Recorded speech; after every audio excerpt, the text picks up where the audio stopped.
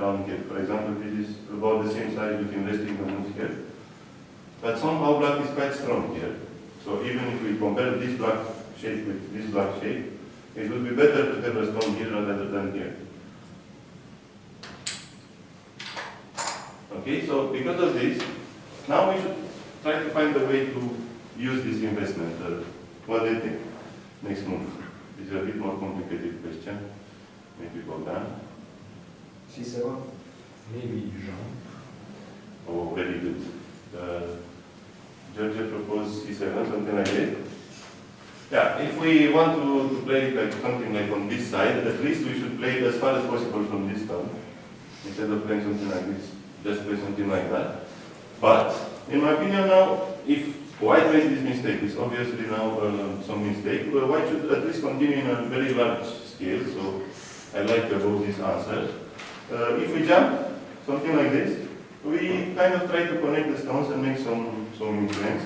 So at least now if black comes on the large point here, when we answer, because of this, the distance between these two stones is very large, so white is threatening to make a lot of territory here. Somehow white makes black busy, I mean it's forcing black to come on the upper side. So he doesn't have so much time to, black doesn't have so much time to take care of this side also. So at least if we go like this, we should go big, the full potential of this. But it's still a bit strange to play like this, it's quite risky. If black just play normal moves, it's quite likely that white will fall behind the territory. So this is an exchange that we should be very careful when the timing when we make this kind of exchange. And because these two stones become weak, now white chooses to play this, which is a quite nice point.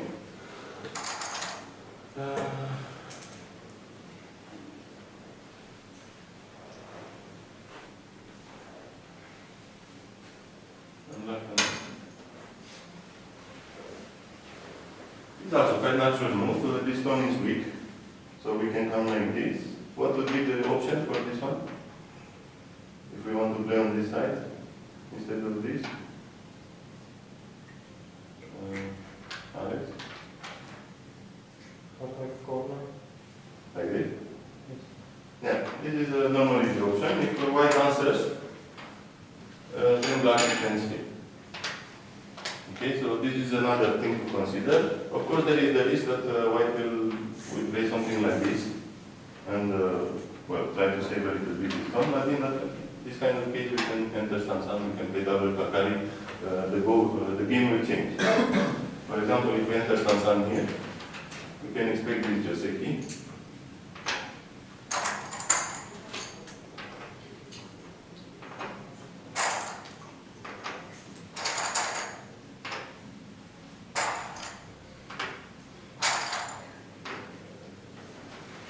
And let's vote. If you were to choose the color in this game, which color would you prefer? Black. Who vote for black? Who vote for white? Still, we have one white supporter. It's because you like to support. Okay. Yes, in this kind of situation, this stone it's a big question mark. You start wondering what is this stone doing on this board? Why here and not in some other space where it has some more value? Especially that black is quite safe, but on the third line, in this area, if we were to play now, we would play this kind of move, just reducing, or this kind of move, not invade like this, because invasion just makes a target for attack and just steals some territory, but without any potential for white to develop. So because of this stone that is placed here, the game feels strange for white. Also, of course, black is quite solid, so the distance between these two stones is big. So if white chooses this kind of move later, the invasion here is also something like a big question mark when black comes here. So this would be a bad result for white. Which makes us wonder, instead of this, maybe it was better for black to start directly with the Kakari.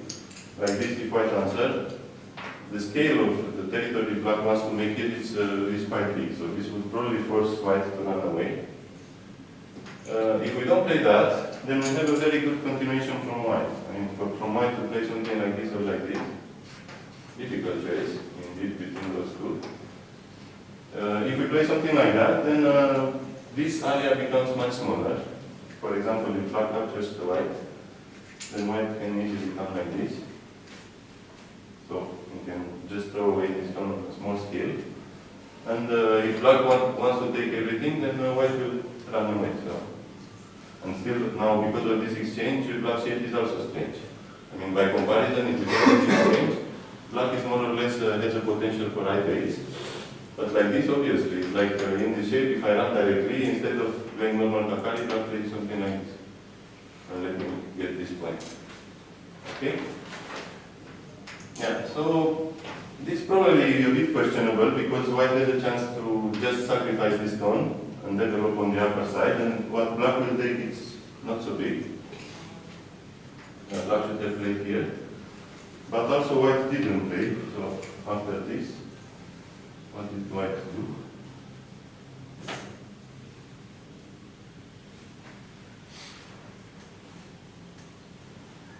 White choose to defend this side.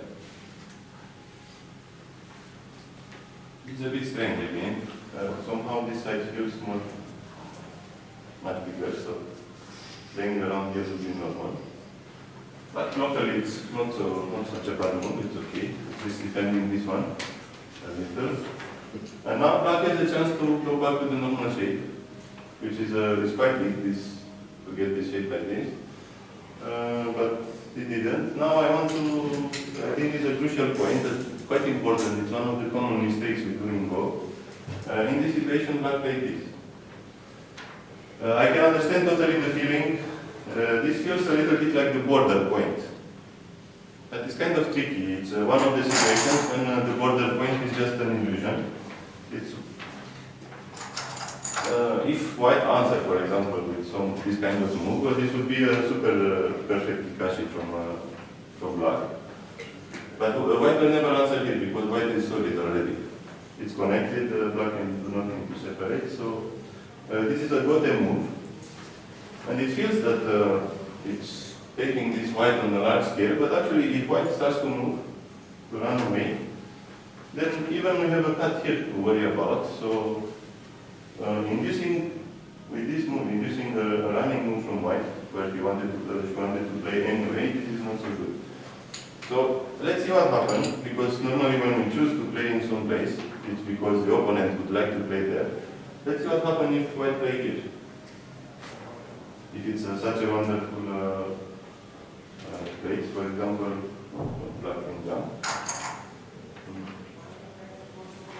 So it looks like white is increasing here and kind of forcing black to defend, but actually is it so bad? For example, if black play like this, would white play like this and make this stone even weaker? Probably not. So probably in this shape, white would hurry to run away with this. Otherwise, if black gets one more move, all this territory is very big. It is a little bit painful, so probably white will play here. So here black is breaking one principle that he plays in unnecessary area. So if white doesn't want to play this move, then for black it's not necessary to play this move also. And well, secondly, it's just, how to say, black is being cheated a little bit by the shape. When we see this kind of border, we are tempted to play at the border. But not in all games, this kind of border is okay. So this is a good example when this kind of move is not good. And white answered very calmly here. I think Larissa has good potential to become stronger. This exchange, in fact, if we judge very coolly what happened, black forced this move, which is a large Fuseki type of move, which in combination with this move actually makes this corner very weak. Now we have some things to aim at in the corner. So in fact, if we think about it, for black to come from this side, it was also a very big move, keeping some solid shape and taking the large Fuseki point. So this was a serious mistake on black side. And after white answers here, now the game feels, well, not especially good for white, but it starts to become difficult for black. Okay. And finally, black comes. And white come back to play here. If this kind of thing happens, well, the shape here is quite nice, it's balanced, but somehow white doesn't have the large scope of, how to say, this stone should be working also. If we want to defend this area, we still probably want to do it with a jump like this, to invite black to come here. This is a declaration that I want to keep my stones safe, and I want to make this territory, but like this is also very easy for black. Now black can ignore this area, and, well, let's see. Where do you think black should play next? This next move is quite important. Capture the white stone. Capturing the white stone now, if somehow black manages to capture this white stone, it would be great. So what would be the feeling? Do we feel like capturing the black stone like this? What do you think? This time if we do this, this exchange feels even worse. I mean, without this is a normal move. But because we make this exchange, now what we build here extra with this move is quite small. So black should try to use better his shape. How to? 6 times. 6. 6 is this, huh? Oh, yeah, 6. 6 and 10. Something like this. Interesting.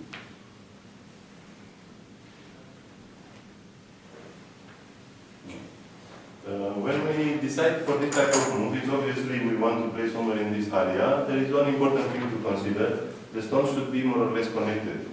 For example, these two stones don't have a good relationship, so if white comes like here later, and black wants to capture white,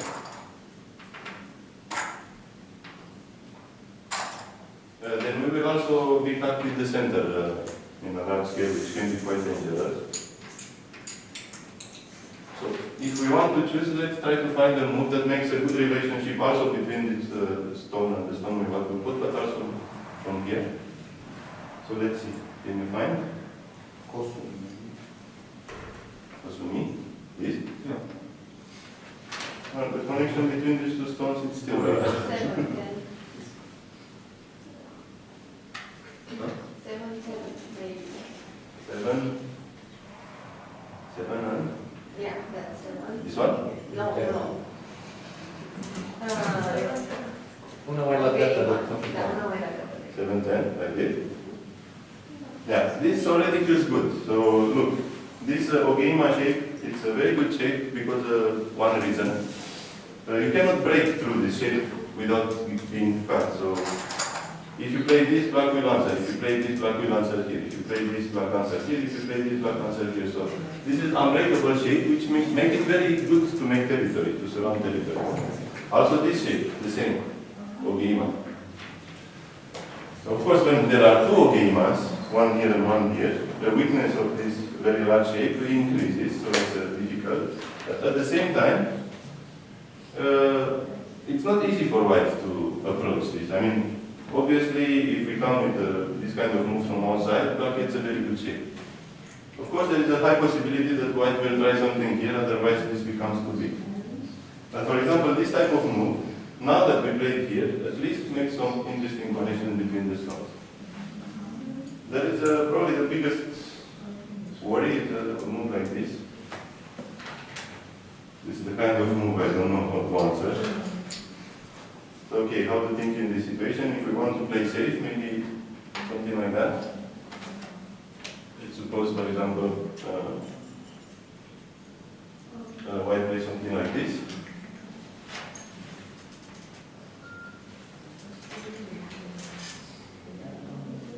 So the idea would be, if white plays something like this, to keep this territory and then enter Sansan or something. This would be basically the idea. Of course, it's not so easy technically to achieve it.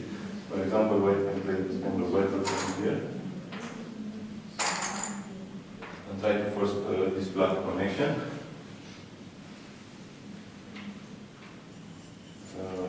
If we answer every move in a normal way, this would become quite bad for black. If we just answer like this, then white's profit is also very big. So here we have to start leading.